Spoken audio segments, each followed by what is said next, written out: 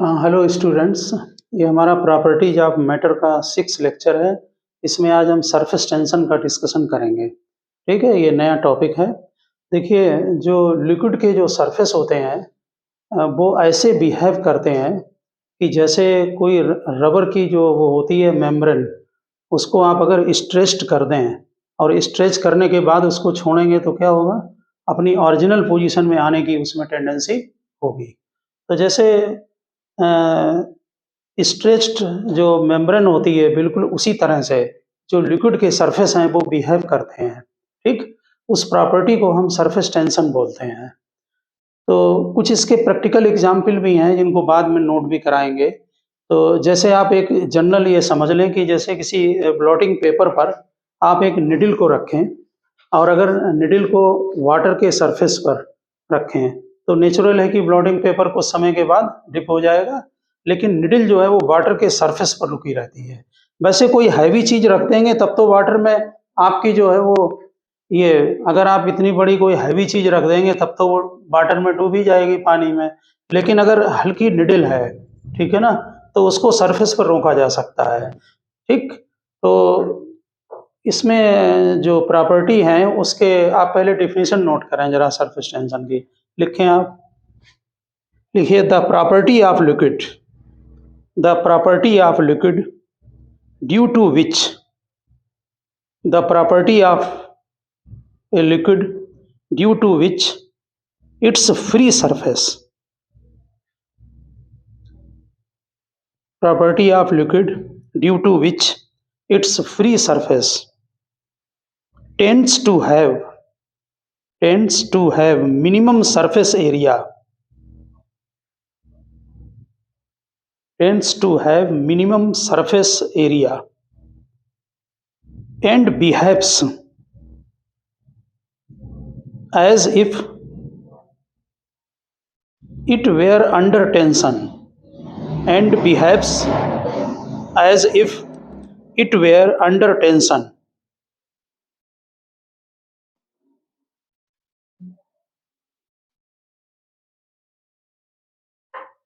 लिखा, it were under tension somewhat like a stretched elastic membrane, somewhat like a stretched elastic membrane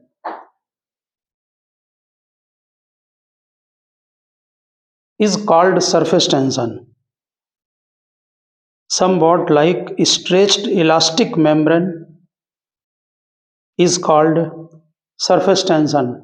इसी property की वजह से अगर आपने देखा होगा कि मरकरी के जो ड्रॉप होते हैं उनको आप अगर उनको फर्श पर आप डालें तो वो कैसे कन्वर्ट हो जाते हैं शेप में, कैसे होते हैं ड्रॉप, स्फेरिकल। वाटर का जो छोटा ड्रॉप है वो भी स्फेरिकल रहता है। क्यों है मालूम है? क्योंकि जो स्फेयर का एरिया होता है ऊपर का वो मिनिमम, जैसे मिनिमम होता है। मिनिमम होने का मतलब ये है कि जैसे आपको कोई गिवन अमाउंट दे दिया जाए वॉल्यूम का, ठीक, उससे आप क्या करें, कोन बना लें, सिलेंडर बनाएं या स्फेयर बनाएं।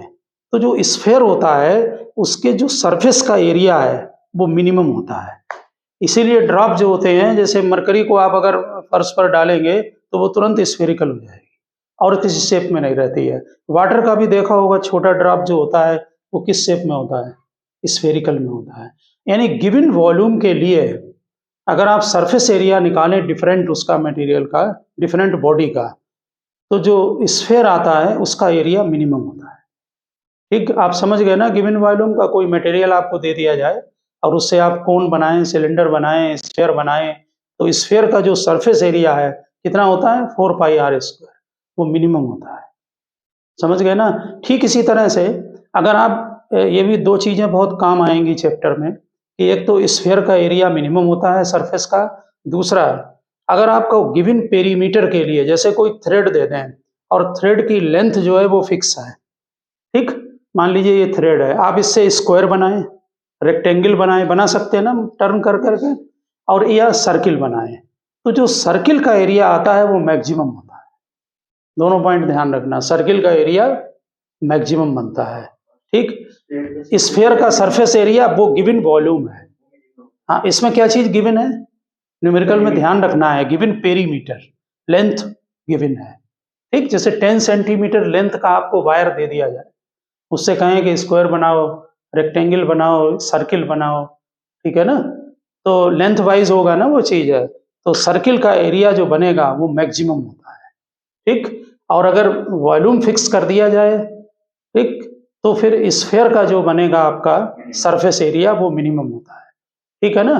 तो इसीलिए जो है वो जो वाटर ड्रॉप्स होते हैं स्मॉल, वो स्फेरिकल होते हैं। अगर पेपर में आता है तो लिख दें आप due to surface tension.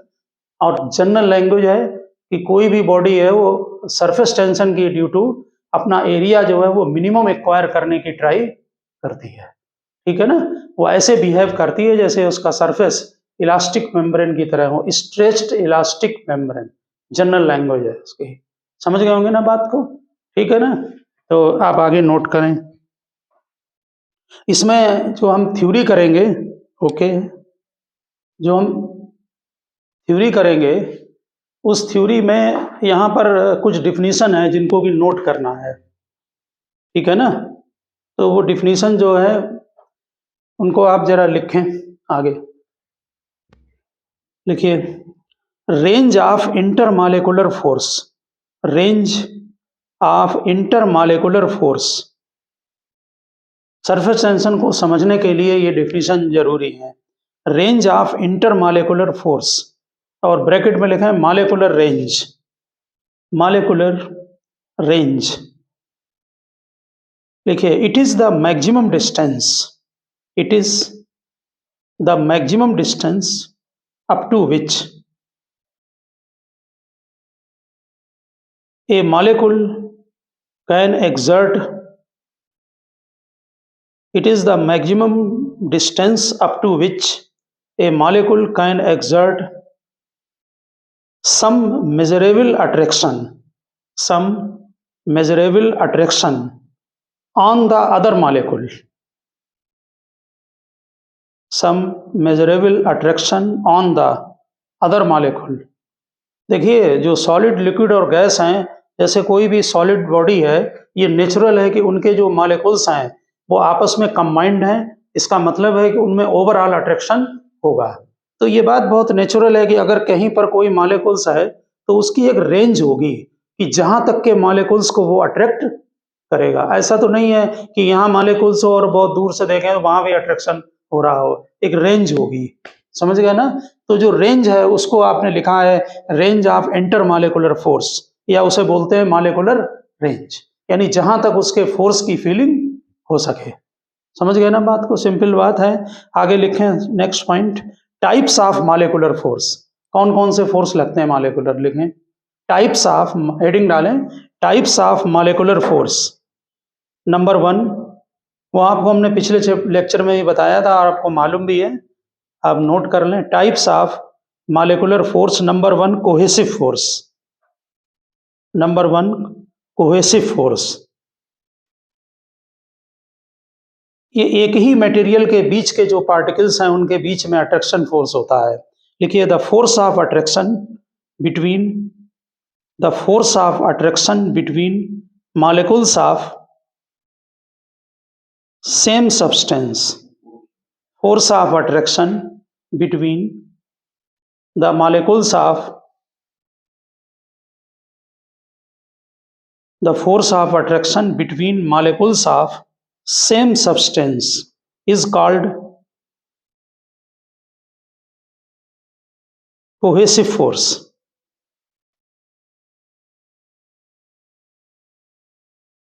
It is maximum in solid and least in gases। It is maximum in solid, natural है सॉलिड में मैक्सिमम होगा। It is maximum in solid and least in gases। इसीलिए जो सॉलिड होते हैं उसमें एक definite shape होती है क्योंकि उसमें फोर्स बहुत ज्यादा लगता है, ठीक। दूसरा लिखें अधेसिव फोर्स, हाँ ADHESIV, अधेसिव फोर्स। मार्केट में जो गम आते हैं उनको अधेसिव बोला जाता है। वो दो बॉडी को आपस में ग्लूड करते हैं ना, तो जो डिफरेंट बॉडी के बीच में जो फोर्स लगता है उसे अधेसिव फोर्स। लिखिए the force of attraction between the molecules of the force of attraction between the molecules of the different substance. The force of attraction between the molecules of the different substance is called the force of is called adhesive force. The force of attraction between the molecules of different substance is called adhesive force.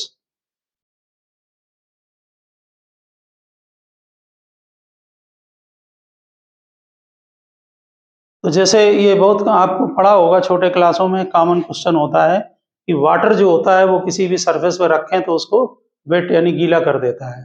क्यों? क्योंकि उसमें adhesive force ज़्यादा होता है। ठीक है ना? Mercury को यहाँ पर डालें, मरकरी करती है टच? कभी नहीं होती है, सरफेस पे नहीं लगती, कभी स्फेरिकल हो जाती है। वाटर लगा दो, यहाँ लग जाएगा। वाटर टच करता है ना, क्योंकि उसमें एडहेसिव फोर्स ज़्यादा है, लेकिन मरकरी में कोहेसिव फोर्स ज़्यादा है। हाँ, आपस में बाउंड रहता है। ठीक, नेक्स्ट लिखें स्फीयर ऑफ इन्फ्लुएंस।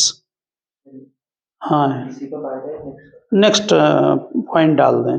फोर्स दो ही तरह हैं, टाइप्स ऑफ मॉलिक्यूलर फोर्स में दो तरह के थे, कोहेसिव और एडहेसिव। ठीक, अब आप थर्ड पॉइंट में डाल दें sphere of influence. Sphere of influence, देखो जैसे स्फीयर ऑफ इन्फ्लुएंस क्या है, जैसे ये कोई मॉलिक्यूल्स है और मॉलिक्यूलर रेंज अभी बताई थी क्या थी, जहां तक अट्रैक्शन फोर्स लगता है उसको सेंटर मानकर मॉलिक्यूल्स को उसको रेडियस बनाएं और एक स्फीयर ड्रा कर दें, तो बन गया स्फीयर ऑफ इन्फ्लुएंस। जैसे यहाँ पर देखें ये मॉलिक्यूल्स है और मान लीजिए यहां तक इसका जो है वो फोर्स लग रहा है अट्रैक्शन का, ये ठीक, तो इसको आप सेंटर लेकर एक स्फीयर ड्रा कर दो, ये बन गया स्फीयर ऑफ इन्फ्लुएंस। समझ गए ना बात को? तो लिख दें, बहुत छोटी छोटी डिफिनीशन है जो अंदर काम आती हैं।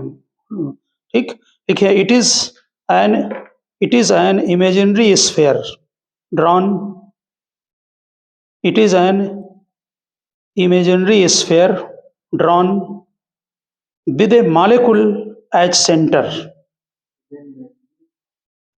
sphere drawn with a molecules as center and molecular range as radius, and molecular range as radius। बिल्कुल डायग्राम भी बना देना। मॉलिक्यूलर रेंज मालूम है ना, पहली डिफिनीशन यही लिखाई गई है। ठीक है, आर जो है वो मॉलिक्यूलर रेंज है और ये स्फीयर बना दिया, इसको कहते हैं स्फीयर ऑफ इन्फ्लुएंस। रेडियस की तरह होगा क्योंकि डिस्टेंस है ना जहां तक वो इफेक्ट डाल रहा है अट्रैक्शन फोर्स का। फर्स्ट डिफिनेशन नोट की है आपने, डायग्राम भी बना दें।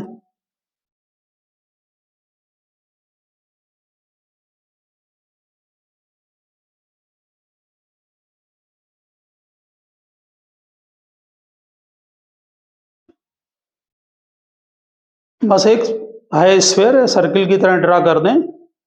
नेक्स्ट हेडिंग डालें surface film. Surface film, surface film देखिए it is top most layer of liquid, it is top most surface film, it is top most layer of film. हाँ, ऊपर की लेयर वाटर की, top most layer, हाँ of liquid लिखें, it is top most layer of liquid at rest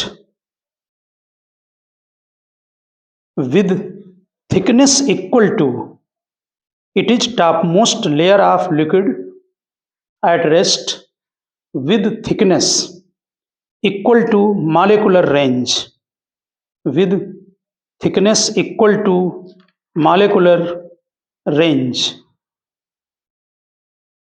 यानी कि liquid के ऊपर की लेयर है उतनी थिकनेस है जहां तक वो मॉलिक्यूलर रेंज यानी कि रेडियस के बराबर, जो यहाँ रेडियस लिया है जहां तक अट्रैक्शन फोर्स लगे। मॉलिक्यूलर रेंज पहले ही लिख चुके हो फर्स्ट डिफिनेशन। हाँ, अगर एक मॉलिक्यूल रहता है, हर मॉलिक्यूल की मॉलिक्यूलर रेंज अलग होती होगी ना? नहीं, एक मटेरियल के लिए एक ही लेंगे, ठीक है ना। जैसे अभी ये डायग्राम आप नहीं बनाना, इसके बाद बनाएंगे। जैसे ये वाटर की ये लिक्विड है, या लिक्विड का सरफेस है, तो एक लेयर ले ली, यानी कि यहाँ पर कोई अगर मॉलिक्यूल्स होगा तो उसके अट्रैक्शन फोर्स का इफेक्ट यहाँ तक होगा, समझ रहे ना। तो वो लेयर ले ली ऊपर की है, ठीक। आप नेक्स्ट, उसी को सरफेस फिल्म कह दिया, ठीक है ना। नेक्स्ट हेडिंग डालें। देखिए, आपने जब सरफेस टेंशन को स्टडी किया है अभी जो, तो ये जो है डिफिनीशन है ये कि जो उसका सरफेस है वो इस तरह से बिहेव करता है। लेकिन अगर मैथमेटिकली डिफाइन करना है तब तो आपको कोई फार्मूला बनाना पड़ेगा, बात समझ गए ना। तो इसके फार्मूला दो तरह से बनते हैं, एक फोर्स से और दूसरा वर्क से बनते हैं। तो पहला फार्मूला जो है वो फोर्स का है, उसका उन्होंने ये लिया है कि जैसे अगर मान लीजिए कोई ये हमने ये सर्कुलर वो बना लिया है, इसमें कोई भी लिक्विड है, ठीक। अगर हम इस लिक्विड में एक हाइपोथेटिकल लाइन ड्रा कर लें, डिफिनीशन तो बनानी पड़ेगी कोई ना कोई, ये लाइन ड्रा कर ली लिक्विड के ऊपर, ठीक। तो ये लाइन जो है वो इक्विलिब्रियम में है, इसमें नेट फोर्स 0 है, ओके। तो इसका मतलब है इसके दोनों तरफ जो फोर्स लग रहा है वो इक्वल और बिल्कुल अपोजिट होगा। बस इसी से इन्होंने इसको डिफाइन कर लिया है। ये फोर्स लग रहा है, ये जो हमने लाइन हाइपोथेटिकल ड्रा की है इसकी लेंथ को L ले लिया है, और पहली डिफिनीशन बनाई है सरफेस टेंशन की कि फोर्स अपॉन लेंथ। पहले हम लोग डिफिनीशन नोट करेंगे, बाद में डायग्राम, आप समझ गए ना। तो ये जो सरफेस टेंशन है, अगर आप नेचुरल है कि ये एक तरफ फोर्स देखेंगे, लेंथ को बढ़ाते चले जाएंगे तो फोर्स बढ़ता चला जाएगा, लेकिन ओवरऑल नेट इक्वल और अपोजिट है। सरफेस टेंशन फिक्स प्रॉपर्टी होगी लेयर के ऊपर या लिक्विड के सरफेस की, समझ गए ना। लेंथ बढ़ाएंगे तो सरफेस फोर्स बढ़ेगा, लेकिन इनका रेशियो कांस्टेंट रहेगा। कोई भी लिक्विड ले लो, उसका सरफेस ले लो, उस पर एक लाइन ड्रा कर लो और दोनों तरफ दिखा दिए कि फोर्स इक्वल अपोजिट लग रहा है, बस इससे डिफिनीशन बना ली फोर्स पर यूनिट लेंथ, समझ गए ना। आगे यहां पर देखें, देखिए to major,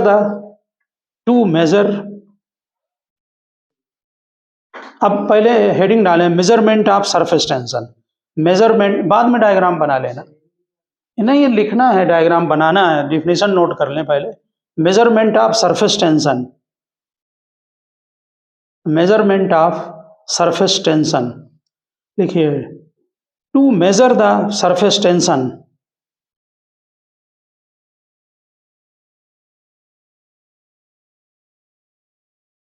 to measure the surface tension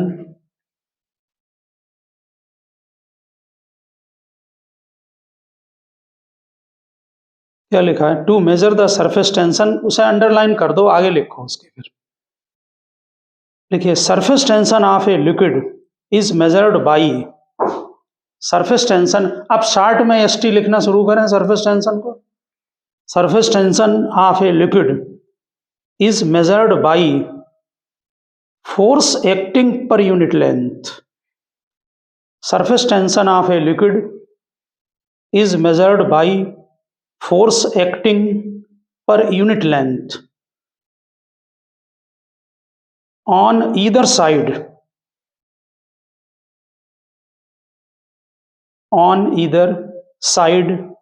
of an imaginary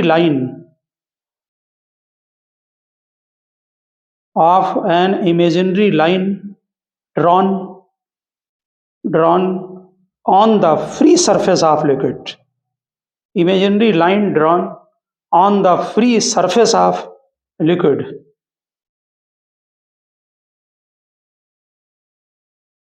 ठीक है। एक फ्री सरफेस पर इमेजिनरी लाइन ड्रा कर ली, उसके दोनों तरफ जो फोर्स पर यूनिट लेंथ होगा उसको हम सरफेस टेंशन से डिफाइन करते हैं।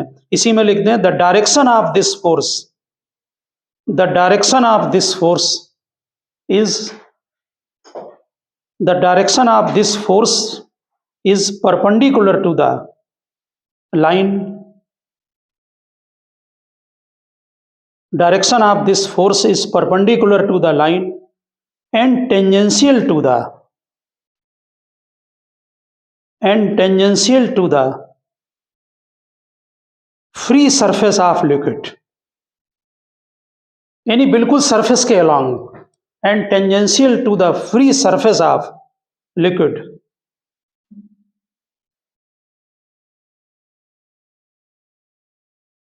आप समझ गए होंगे, लिक्विड के सरफेस पर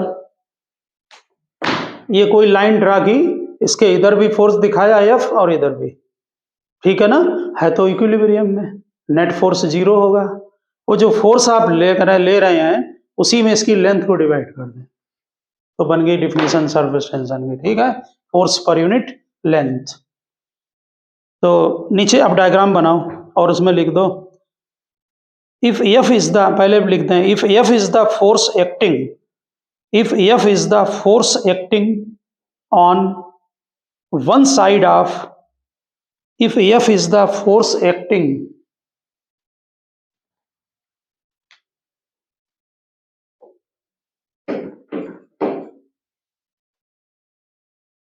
on one side of the imaginary line of length L, if F is the force acting on one side of the imaginary line of the length L,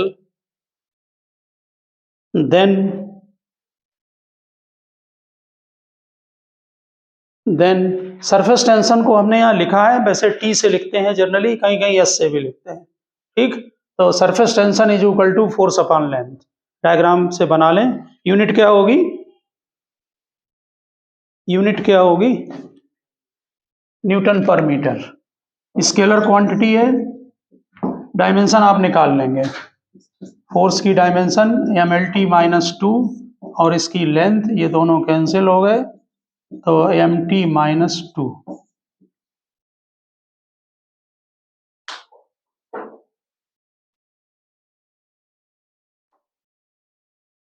scalar quantity है, it has no specific direction, उसी में ये बात जरूर note कर देना, it has no specific direction. ऐसे ही सर्किल बना दो, कोई वो नहीं है, ये तो ऐसे ही वो लिया है एक जनरल। मतलब कोई भी लिक्विड का सरफेस है वो दिखा दिया, उसकी बाउंड्री दिखाई है, आप चाहें जैसे बना दो उसको। कोई ये लिक्विड का पूरा सरफेस है, सर्कुलर दिखा, आप रेक्टेंगल दिखा दो, स्क्वायर दिखा दो, कुछ नहीं फर्क पड़ता, जनरल सरफेस दिखा रहे हैं, उसके ऊपर एक लाइन ड्रा कर ली है और दोनों तरफ फोर्स दिखा दो एफ, लेंथ को डिवाइड कर दो। न्यूमेरिकल जो टिपिकल लगते हैं उसमें इसका डायरेक्शन प्रॉब्लम क्रिएट करता है कभी कभी। वैसे नेचुरल है कि ये जो सरफेस टेंशन का जो फोर्स है वो सरफेस के अलोंग लगेगा, ठीक है ना, लेकिन कभी कभी क्या होता है कि जैसे मान लीजिए ये कोई हमारा ये हमने लिया है पेन या ये ले लें रॉड और उसे लिक्विड सरफेस पर रख दें, ठीक है, तो मान लीजिए ये रुका हुआ है सरफेस पर, तब तो ये आपका डायरेक्शन ठीक है, इधर को फोर्स लगेगा surface tension perpendicular to the, लेकिन अगर आप इसको उठाने लगेंगे, ऐसे इसको उठाएं तो कितना फोर्स चाहिए, आगे इसको नोट कराएंगे, अभी नहीं लिखना, उठाएंगे तो कितना फोर्स चाहिए, mg के बराबर लगेगा ना ऊपर को, लेकिन जैसे ही इसको अगर लिक्विड सरफेस से ऊपर उठाएंगे तो जो लिक्विड सरफेस का यहाँ जो लेयर होगी वो वर्टिकल टाइप होने लगती है, ऐसे खींचेगी ना ऊपर को।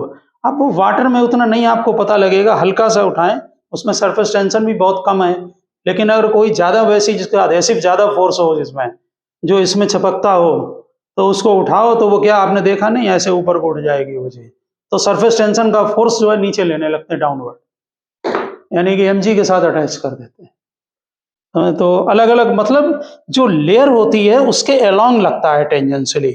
आप नेक्स्ट हेडिंग डालें, molecular theory of surface tension, molecular theory of surface tension.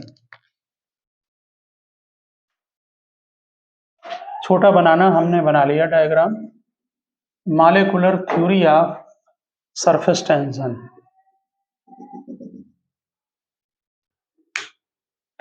हाँ सर आपने इसमें लिखवाया था ना कि जो डायरेक्शन होती है फोर्स की वो परपेंडिकुलर टू द लेंथ है, जैसे ही अभी ने आपने परपेंडिकुलर ही बनाया है, ये लेंथ है और इसके परपेंडिकुलर बना रखा है, और टेंजेंशियल टू द और सरफेस के लिक्विड के टेंजेंशियल है, जो सरफेस का लिक्विड उसके सरफेस पे ही तो लगेगा, हैं? Free surface tangential, free surface तो जनरल वर्ड लिक्विड का सरफेस फ्री है। हाँ but tangential to the free surface liquid है। हाँ, ठीक है ना। तो रॉड के लेंथ के परपेंडिकुलर है और सरफेस जो ये है उसके टेंजेंशियल है, ऊपर एलोंग लगेगा, सरफेस के एलोंग लगेगा, ठीक है ना। तो सरफेस के टेंजेंशियली हुआ ना, जनरली मान लीजिए ये वाटर का सरफेस है तो इसी के ऊपर तो लगेगा सरफेस टेंशन का फोर्स, ठीक है। आप नेक्स्ट हेडिंग डालें molecular theory of surface tension, molecular theory of surface tension. देखिए, आप डायग्राम से पहले समझ लें, ये थ्योरी इस बेसिस पर है कि इसमें एक ये सरफेस फिल्म बनाई है। आप सरफेस फिल्म का मतलब समझ गए हैं, ठीक। अगर इसके अंदर कोई मॉलिक्यूल है तो इसका जो स्फीयर ऑफ इन्फ्लुएंस होगा वो वाटर के अंदर होगा या कोई भी लिक्विड हो, क्योंकि ये तो नीचे है अंदर है, ठीक।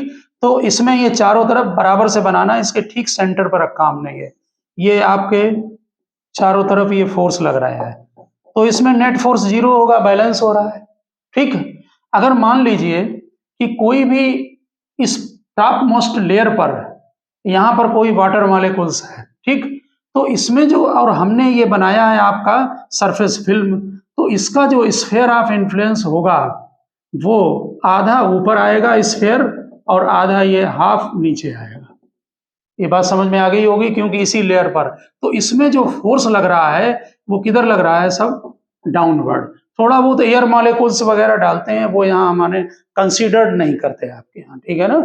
तो ये समझ गए होंगे बात आप, ठीक। क्योंकि इसमें तो वाटर ही नीचे है, ऊपर है ही नहीं वाटर, तो नीचे ही वाले तो मॉलिक्यूल्स डालेंगे फोर्स, ऊपर वाले कैसे डालेंगे, समझ गए ना। और एक ले लिया है थोड़ा इसके नीचे, 3 मॉलिक्यूल्स दिखाते हैं, इसका जो स्फीयर ऑफ इन्फ्लुएंस होगा वो थोड़ा ऊपर होगा और ज्यादातर पार्ट नीचे को होगा, तो इसमें ये फोर्स लगेगा। अब आप ध्यान से देखें, बहुत सिंपल थ्योरी है, ये 3 मॉलिक्यूल्स ले लिए हैं सरफेस पर, इसमें नेट फोर्स 0 है, ठीक। लेकिन इसमें नेट फोर्स डाउनवर्ड एक्ट कर रहा है।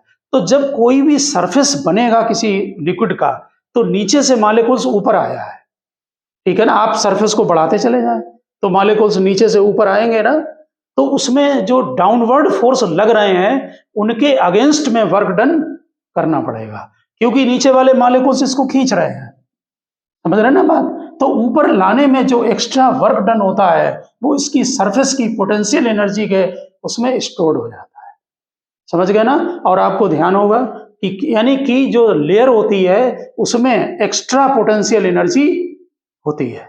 आप समझ रहे हैं ना, ये लग रहे हैं डाउनवर्ड फोर्स लग रहे हैं ना, तो इसको ऊपर लाएंगे तो इनके अगेंस्ट में वर्क डन होगा, सरफेस फिल्म में इलास्टिक पोटेंशियल एनर्जी से होगी, ज्यादा होगी कंपैरेटिवली जो पार्टिकल नीचे है, ठीक है ना, क्योंकि इसमें वर्क डन करना पड़ेगा ऊपर लाने पर, ठीक है ना।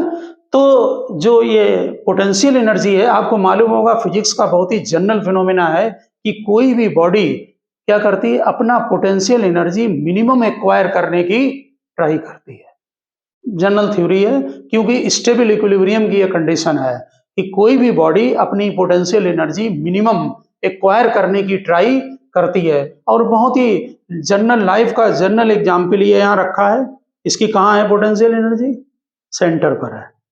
सेंटर पे तो mgh लगाओगे और इसको जरा थोड़ा सा डिस्टर्ब करो तो क्या होगा, ये गिर जाएगा ना, तो क्या होगी, पोटेंशियल एनर्जी मिनिमम हो गई। अब तो मिनिमम हो गई है, इससे ज्यादा मिनिमम तो हो नहीं सकती है। तो हर बॉडी जो स्टेबल इक्विलिब्रियम में होती है वो मिनिमम पोटेंशियल एनर्जी एक्वायर करने की ट्राई करती है। आप समझ गए, डायग्राम बनाए आप जल्दी, ठीक है ना। तो इसलिए जो सरफेस फिल्म होती हैं वो अपना मिनिमम एरिया एक्वायर करने की ट्राई करती हैं, क्योंकि एरिया जितना मिनिमम होगा पोटेंशियल एनर्जी उनकी उतनी ही कम होगी, समझ रहे हैं ना। आप डायग्राम नोट करें, फिर हम लिखा रहे हैं, जल्दी करें डायग्राम।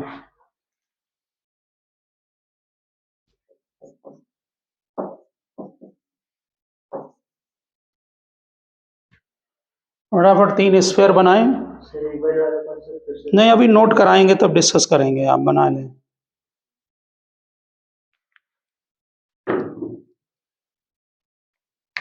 जो चीज बोली है वही मुझे लिखानी है, ये हमने लिक्विड बना दिया। और ये ऊपर की सरफेस फिल्म है आपकी, ये लिक्विड बना लिया। 3 मॉलिक्यूल्स दिखा दें, एक ऊपर रेक्टेंगल बना दें सरफेस फिल्म, और मॉलिक्यूल्स दिखा दें ABC।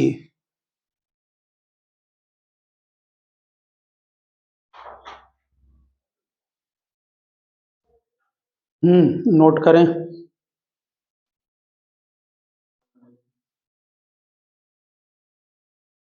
ये भी पेपर में पूछ लेते हैं 11th में, मॉलिक्यूलर थ्योरी लिखा है, पूछ सकते हैं थ्योरी के उसमें। लिखिए लेट, बाद में कर लेना। देखिए let KLMN be the surface film, let KLMN be the surface film of a liquid at rest.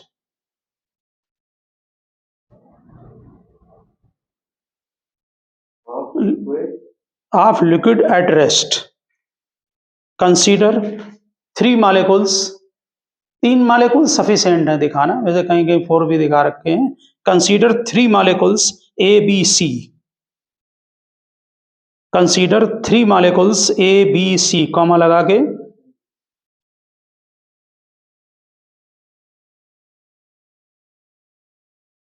Consider 3 molecules ABC। लिखिए A is well inside the liquid, A is well inside the liquid, फिर comma लगा के लिखें B lies in the surface film, A is well inside the liquid, B lies in the surface film, and C lies at the top of, C lies at the top of surface film।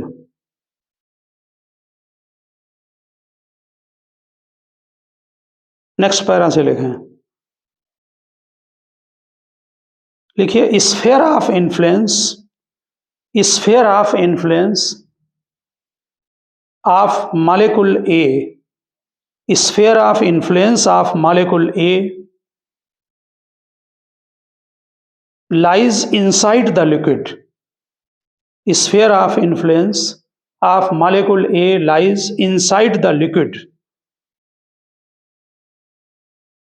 the resultant upward force, the resultant upward cohesive force लिख दो, the resultant upward cohesive force is balanced, the resultant लिखें, the क्या लिखा liquid, लिखिए the resultant upward cohesive force is balanced by, resultant upward cohesive force is balanced by resultant downward cohesive force, resultant upward cohesive force is balanced by resultant downward cohesive force. हाँ balance हो रहे हैं ना, upward और downward, हाँ balanced by resultant downward cohesive force. Net force on the molecule is 0, net force on the molecule है 0, stable रहेगा, और स्टेबल कोई भी चीज होती है तो पोटेंशियल एनर्जी हमेशा ध्यान रखना निगेटिव होती है उसकी है। लिखा, देखिए potential energy of molecule A will be negative, तभी बाउंड है वो सिस्टम से। Potential energy of molecule A will be negative. अब नेक्स्ट लिखा है B lies partially outside, B lies partially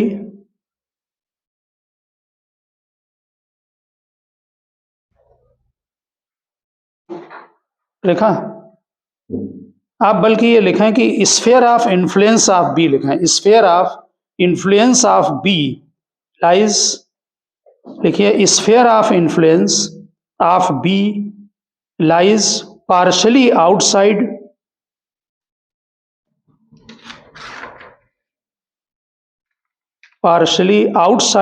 the liquid, outside the liquid. हाँ देखो वहां डायग्राम में बाहर है ना आधा सिर्फ थोड़ा सा. The number of molecules attracting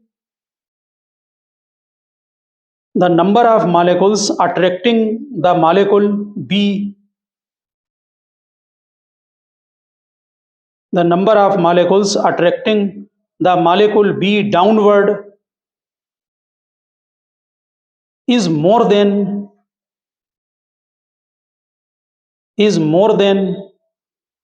the number of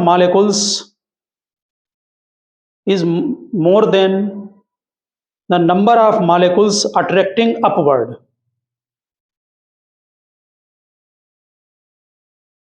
ठीक है, समझ गए होंगे. नीचे वाले मॉलिक्यूल्स ज्यादा हैं बी के, ऊपर कम है. therefore there is a resultant downward force. Therefore there is a resultant downward force acting on the molecule B.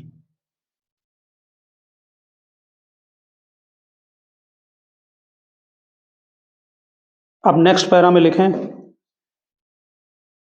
ये दो के लिए हुआ. अब सी वाला क्या कर रहा है? सी बिल्कुल टॉप पर है, तो उसमें तो अपवर्ड मॉलिक्यूल्स है ही नहीं. ठीक है ना, तो लिख दें the sphere of influence of C. हाँ, नेक्स्ट पैरा में लिखना the sphere of influence of C,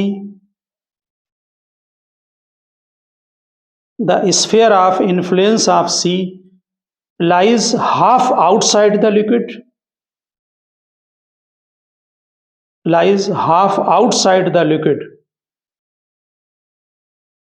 hence downward force is very large.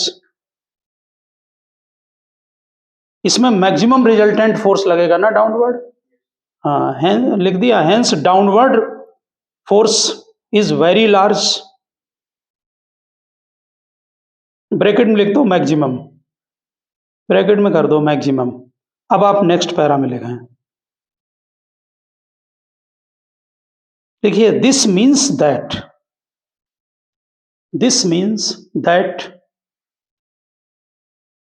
To take a molecule,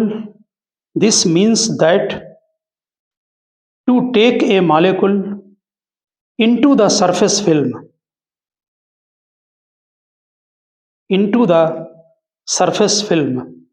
from anywhere below it,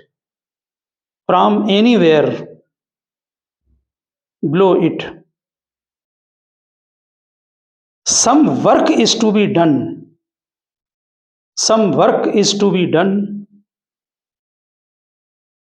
against the downward force. Some work is to be done against the downward force of attraction. Some work is to be done against the downward force of attraction. This work appears as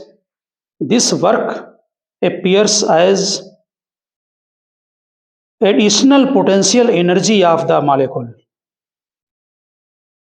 This work appears as additional potential energy of the molecules. Potential energy, the molecules. लिखा greater the number of molecules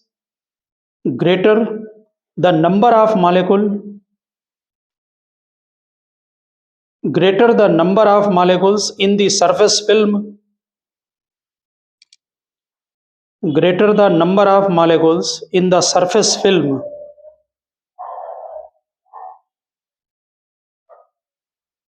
क्या लिखा? greater the number of molecules in the surface film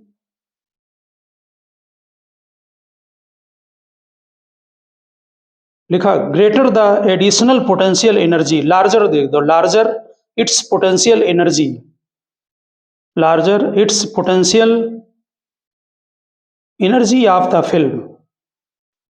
जितना ज़्यादा surface film होगी बड़ी, उतनी ज़्यादा potential energy ज़्यादा, नंबर ऑफ मॉलिक्यूल्स होंगे। ठीक, लिखा larger the potential energy of the surface film, ये एडिशनल पोटेंशियल एनर्जी है। ठीक है ना। देखिए आप ऐसे देखो, कोई चीज़ जब कॉन्स्ट्रक्ट करते हैं, जैसे ग्रेविटेशन में आपने पढ़ा होगा कि कोई बॉडी जब बनाते हैं तो शुरू में पार्टिकल कहाँ है, इन्फिनिटी पर। वैसे ही मान के चलें कि कोई भी लिक्विड आपके किसी कंटेनर में रखा हुआ है, तो जो सरफेस फिल्म के ऊपर के जो मॉलिक्यूल्स हैं वो कहाँ से आए हैं, वो नीचे से आए हैं। बात समझ गए ना। तो उनमें एक एक्स्ट्रा पोटेंशियल एनर्जी है। अब फिर नेक्स्ट पैरा में लिखें जरा, लेयर में ऊपर वाले जो ऊपर मॉलिक्यूल्स रहते हैं। हाँ, सी में भी होगी, कुछ बी में भी होगी। बी में भी नीचे की तरफ को फोर्स डाउनवर्ड ज्यादा लग रहे हैं ना। ये तो बिल्कुल लोअर में है, इसमें नेट फोर्स 0 है। ठीक है ना। लेकिन ऊपर वाले में एक्स्ट्रा पोटेंशियल एनर्जी होगी। नेक्स्ट लिखें एवरी सिस्टम, लिखिए every system in stable equilibrium, every system in stable equilibrium, ये मेन पॉइंट है, पेपर में ये जरूर लिखा जाएगा ये para. Every system in stable equilibrium has minimum potential energy.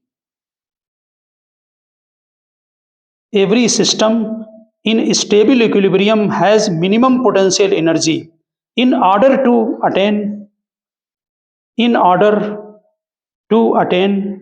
stable equilibrium. In order to attain stable equilibrium,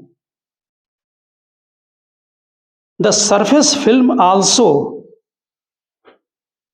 लिखा in order to attain stable equilibrium, the surface film also tends to have minimum potential energy. Surface film also tends to have the minimum potential energy. ठीक है। so surface film try to have minimum surface area, क्योंकि area जितना कम होगा उतनी energy उसकी और कम होगी।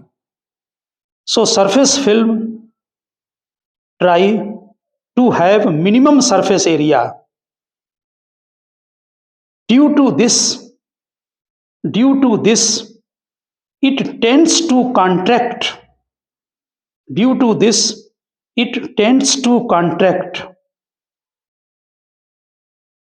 and behaves due to this it tends to contract and behaves as a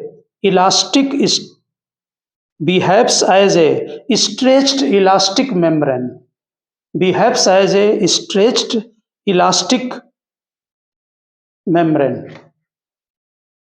तो आप थ्योरी को समझ गए होंगे आप लोग कि जो सरफेस की जो लेयर होती है उसमें एक्स्ट्रा जो पोटेंशियल एनर्जी है उसको मिनिमम करने की वो ट्राई करती है, और वो इसका मतलब है कि एरिया को मिनिमम करने की ट्राई करती है। इसीलिए जो लिक्विड के सरफेस होते हैं वो इलास्टिक मेम्ब्रेन की तरह बिहेव करते हैं, अपना एरिया मिनिमम करने की कोशिश करते हैं।